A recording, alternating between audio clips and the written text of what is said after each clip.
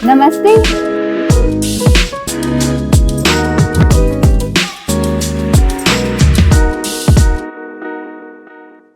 Namaste and a very, very warm welcome to Women of Wonder, a coffee table book special edition podcast today.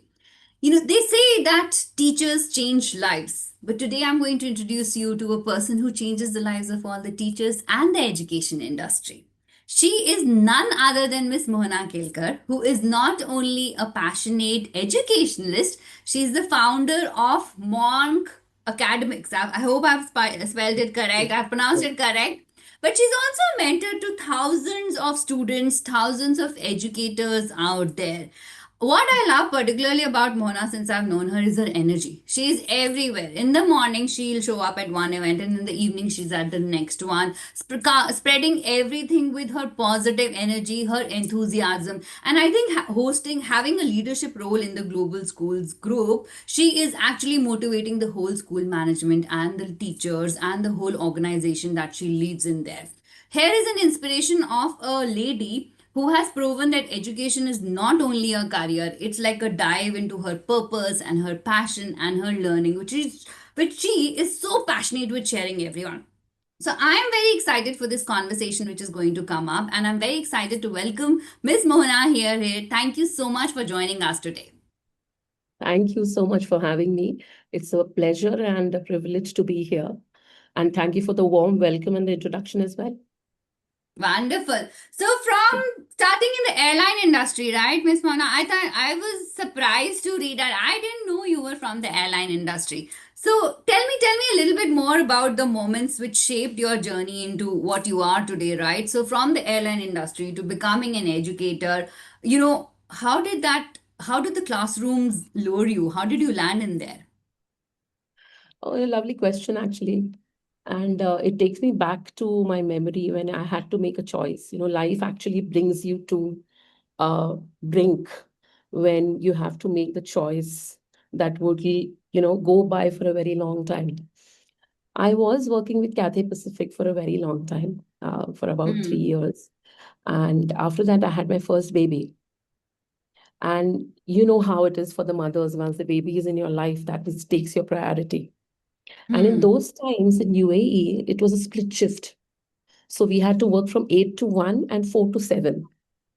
But Okay. that timing in between 1 to 4 really did not make any much of a difference for me when it comes to taking care of your child or, spending Hmm. time with them.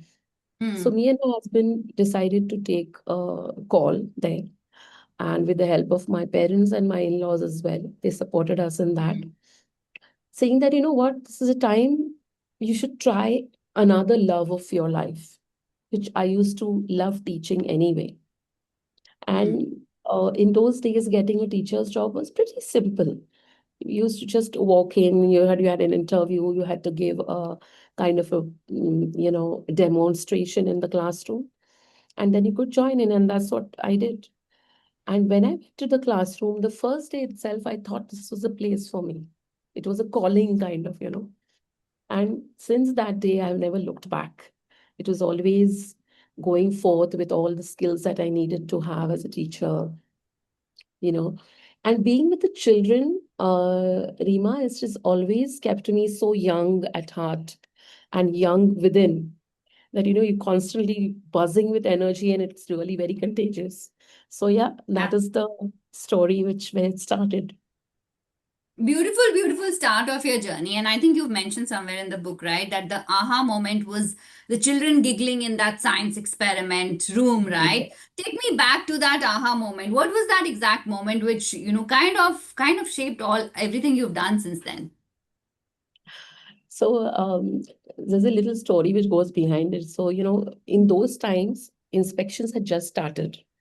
There were no inspections until then, and it was an internal inspection, and my class was always a very chaotic but a very good class in terms of children used to be always buzzing, moving around. They were not sitting down in one place unless they were required to. So whenever our principal used to walk by, he used to say, Mona, your class is so noisy, what do you do? I said, you can please come to our class and be a part of it for a day. We used to do a lot of experiential learning. I mean, those times when I'm talking not very old times also, but just when beginning of the millennium, experiential learning was not as part of it as it is today in the classrooms. But in my classroom, I used to always make it a point that whatever I'm going to teach them, they're going to do it and have the fun of it. So we were learning how the cake rises on that day. And I had seen somewhere in a book that, there's an experiment which goes that how the cake would rise after you put the baking powder in it. And I had made 4 tables in which there were collaborative learning going on. So they made the groups. I showed them how to do it. And the moment we started doing it, they started giggling. We are filling in the baking powder in the balloon, and then we are going to use 7 Up, for this experiment. And it was literally a moment where I thought that, when children are going to do something really new that day and learn something in the real sense, that giggle had a satisfaction for me that, they're learning as well as they're enjoying themselves. So it'll never go away from their minds and brains. It'll always stick to them. And that day, the person who was there in my classroom for observation also told me that the kind of relationship you share with your students, they exactly know what to do, when to do, after they finish, what are they supposed to do. There was a chaos, but in that chaos also, it was a kind of controlled chaos. And that was my aha moment that there was somebody else who was, you need recognition as humans, you need some kind of appreciation, recognition. And that is the time I felt that that was really my aha moment. And of course, many, many aha moments after that also when it comes to children. Wonderful. What a beautiful memory down the lane, isn't it? Yeah. So teachers and educationists usually for me it's like a very respectable job, a very glamorous job, right? At least मैं तो दिल से I think I always respect my teachers and I give them my gurus and everybody who I've learned through my journey. I give them the credit for the success and my journey where we have, right? But I'm sure there's some unglamorous side to being an educator, right? Oh, Tell yeah. me tell me more about it. Oh, I can go on and on, Rima, but I'll keep myself very limited to. Uh, Tell me one or two top things that come to your mind when I ask yeah. this question. See, the unglamorous top things that I'll tell you is that even though you finish your official working day at 3 o'clock, it's never the end of the day. You know, when you go home and you finish your home chores, you have to sit down and literally relook at everything that you're going to do the next day. Hmm. The documentation is the most unglamorous part of it because each and every child is unique. So you have to, kind of map each one's progress, map each one's attainment. uh, you have to show the supervisor this is what I have done. The parents are again very demanding in today's times because the kind of fees they are paying, and I won't blame them, the kind of fees they're paying, they would want some kind of a return on investment that they're doing. Yeah. And so this is the unglamorous part of it, that the kind of package that the teachers get at the end of the month vis-a-vis the kind of work which goes in is an absolute disparity, I feel. Hmm. Because not every school has a common pay for the teachers. Like if you Hmm. have a basic common pay and then you are above it, it's fine. Hmm. But otherwise, this is the most unglamorous part of it. But most of them I've seen as being teachers, you don't really know what goes at the end of the day in your bank. These kind of teachers are also there. That no, I don't care Hmm. once, as long as my children are learning, as long as I'm doing my things well, it is. So I feel that this is one of the unglamorous aspects of, being a teacher anywhere in the world. The disparity of pay scales is there. And I'll tell you one more very stark reality about teaching is that you are seeing a depleting number of teachers taking it as a first profession. Hmm. It is always a second profession that you get Hmm. into due to a few things, like I did the same thing, you know. So we need to really look at it, and that is the unglamorous side of it. But I hope something happens. There Yes, is not being absolutely. done. One step at a time. I think hopefully we can move in that direction. But Yes, also, yes, like, as a leader in the global school group, right, you mentor a lot of teachers, right? So yes. I think you've mentored more than 200 teachers out there and probably more than that, right? What's your one piece of advice that you give everyone? For sure, one word I would say is be flexible. You know, Hmm. flexibility is what makes a teacher a good teacher, a great Hmm. teacher. I go with a certain lesson plan into the classroom. Just an example, I'll tell you. It has happened multiple times with me and with many teachers whom I've trained. You go in with a class in the classroom with a beautiful lesson plan, that this I'm going to do, this is going to be my outcome, these are going to be my objectives, and my children will do this and this and this. And suddenly, when you start in the first 2, 3 minutes, the teacher kind of gets the feel of the class. Hmm. And the moment you feel that no, this is not working, you have to stand up, think on your feet, and be able to change that lesson plan into something else which would arouse that kind of interest, because otherwise the lesson just remains as a lesson. Yeah. Mm. So flexibility would be one thing. And secondly, keeping up to the latest trends. Read a lot, read about the world, read about a lot of things that are happening. Uh, Latest trends, like right now, if you see, there are paradigm shifts happening in education. Yeah. And AI must be AI, VR, changing the world, and changing the yeah, way. I think teachers are on a brink of being, you have to be half a step ahead of the students in today's times. So read a lot, be ahead of time. So the two things definitely I would say that is an advice for the teachers as per se, or Wonderful. facilitators as such. Yeah, everybody involved in the Yeah, yeah, ecosystem, right? In the school, in the ecosystem of education. Okay. And I know now moving on to the students, right? I know you do a lot of work with the children of determination. We do a lot of work with the children of determination at IWD also. Can you share the story of a child of determination, like whose journey kind of made you rethink what is possible in education? absolutely. Rima, this story is very close to my heart. And I take pride in this particular thing. Each time I talk about this boy who rolled into my classroom on a wheelchair, um, about 12 years back, I think 12, 13 years back. And he rolled into my classroom on a wheelchair with his mother, which was unheard of, a parent being in the classroom of a, kindergarten classroom, and a mother being there full time and with the wheelchair. I mean, there was no space. And I was not aware of anything like that happening to me as a teacher. So I was like, first of all, taken aback that how come, suddenly there's a child like this. And I was very young that time. And when you're young, you tend to be very fierce, very aggressive as well, as a person.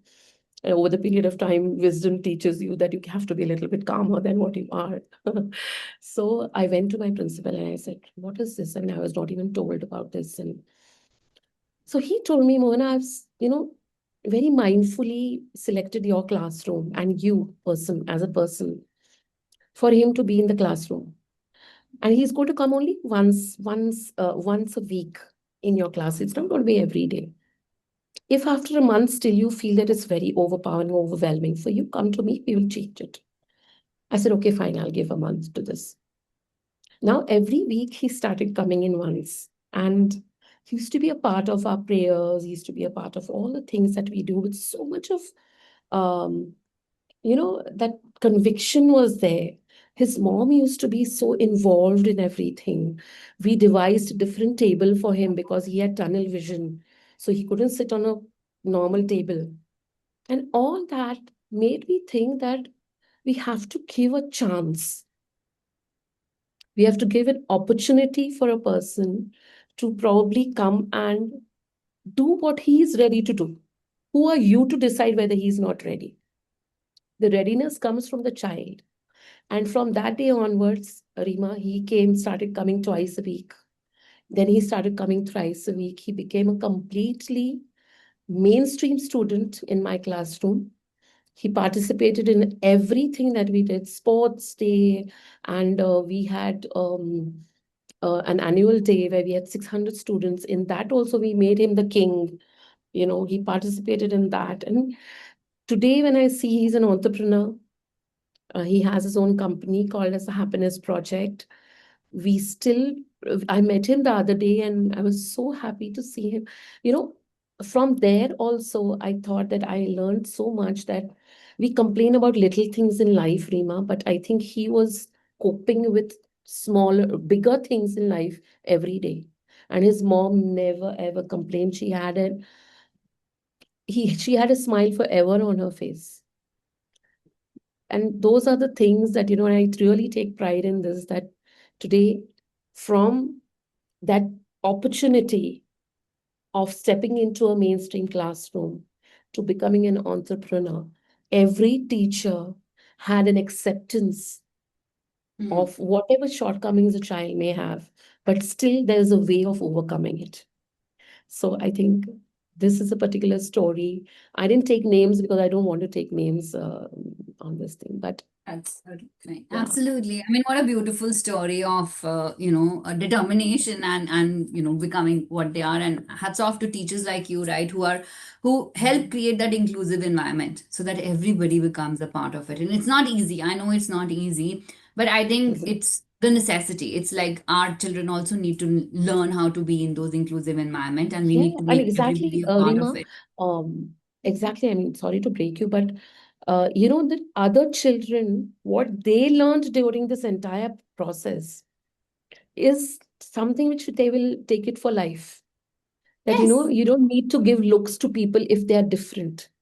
You Yes. have to just accept them the way they are and just go ahead. Yes. And it gives them a lot of a real life lesson into thank you for your blessings and the compassion that you have to Correct. have for everybody around you, right? And there's no learning that being in the same room with that person and learning together the education, getting the education together. So such a beautiful, beautiful journey you have. Let's talk about imagination now. So I know you have run innovation festivals where like kids are imagining the future and futuristic roles and all of that, including like something on the moon you did. Like tell me like what did it teach you about imagination? What was that whole thing about? Uh, I feel, or even the teachers in general, when we are taking our training or anything, imagination sparks that creativity in the student or anybody. For us also, if you see today, when you're doing our mindfulness or when we are doing our meditation, we're kind of asked to, you imagine you're sitting in a beautiful forest. Imagine that there are birds who are chirping. Now, you are transporting yourself somewhere, right? When you are describing or telling a story to students, or bigger students, smaller students, doesn't matter.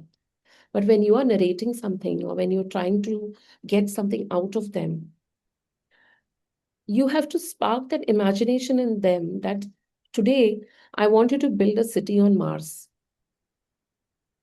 Are we going to do a research on what Mars looks like? What is the atmosphere there? What is the kind of um, ground that looks like? What is the color of that particular thing? So what we used to do as teachers, and what I used to do in my classroom especially, at the end of the day, before the children leave to go home, that 10 minutes, we used to either narrate a story, or there were those tell me why books which we used to get in those times. And from that, we used to select a page and we used to talk about it. And it used to literally be culminated into a project or a story, or somebody would bring some drawing next day. So we used to sit down and we used to talk about things. We used to discuss. We used to talk about whales. We used to talk about planets. Sometimes many different things. And children used to come up with their own stories. So in that entire thing, there were some hilarious moments also, which used to come out. So when we were doing this moon project, we were talking about the solar system and how each planet had its own characteristic.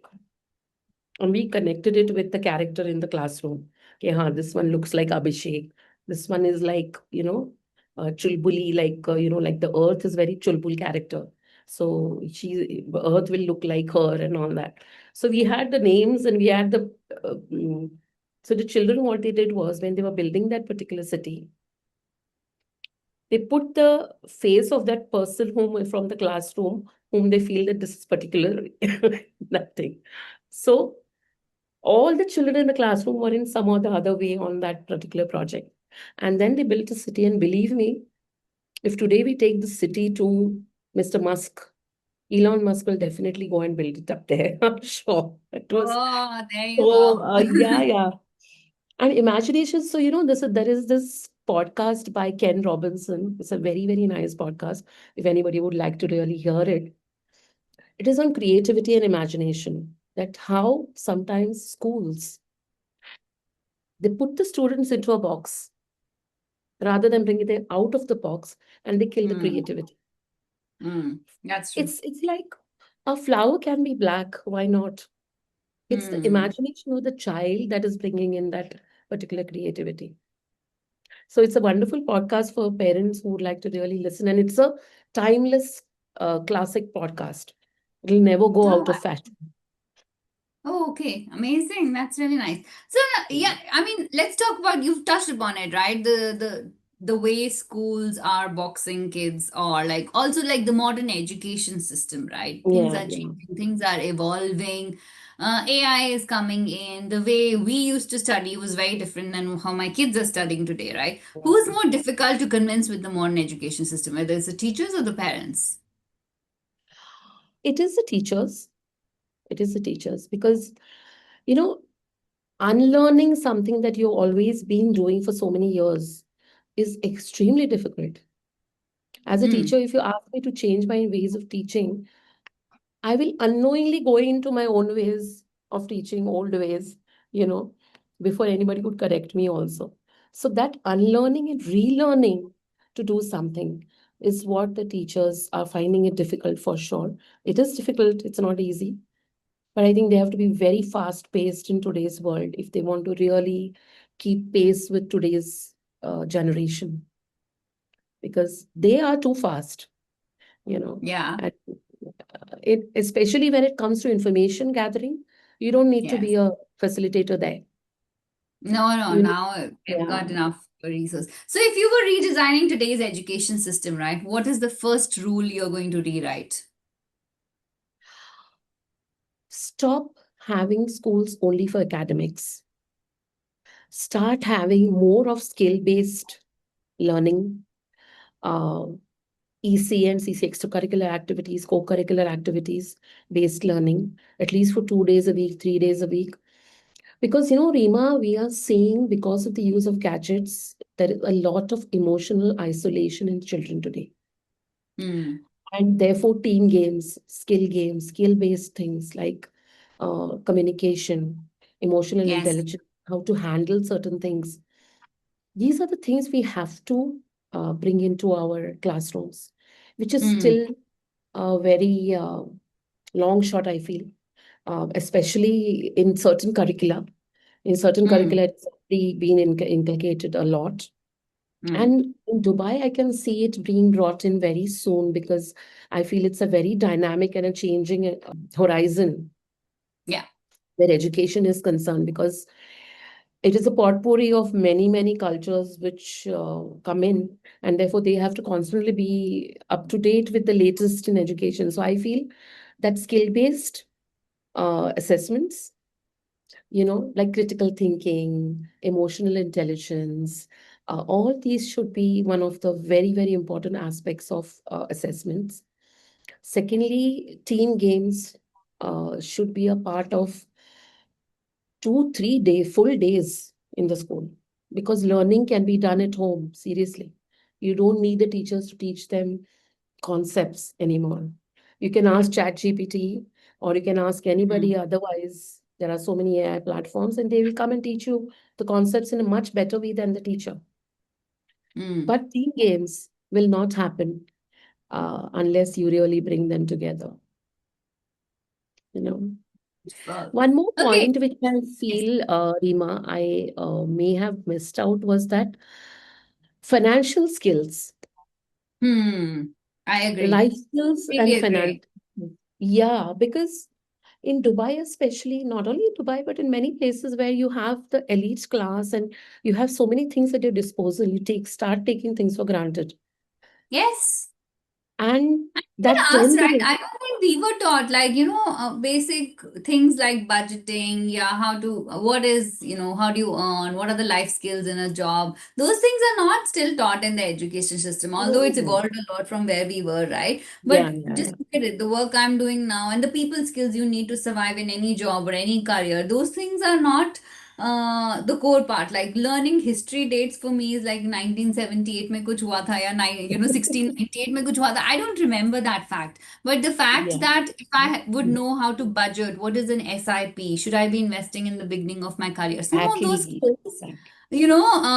like I realized so late about SIPs and financial savings, and because you're always, as Indians, we're hustling in the Yeah, 20s and the 30s, and then you start thinking about savings and all of that. But actually.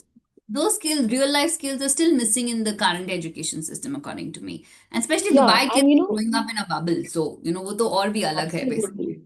And you know what? In today's times, why I feel it's more important is we are pushing children into the entrepreneurial aspect of it, where they start earning at a very early age.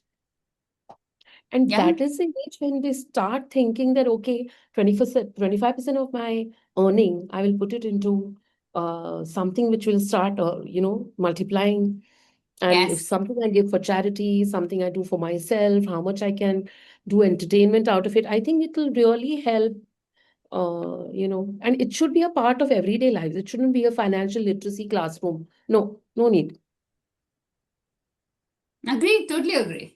Amazing. So let's move on to our next section, which is a bit lighter. It's called Direct Dil Se, or the rapid fire round. I have some fun Okay. questions just to get to know you more. More than the educator and the passionate Mohana who wants to change the education world. I want to know the Mohana who's fun and the other side of it. So let's get to do it. Are you ready? Yeah, absolutely. Okay, let's do it. Books or travel? Where do you learn more? Travel. Yeah. Sitars or science experiments? I know you love Sitar both, for but sure. Yeah, yeah. Sitar for sure. yeah. One subject that you secretly disliked in school.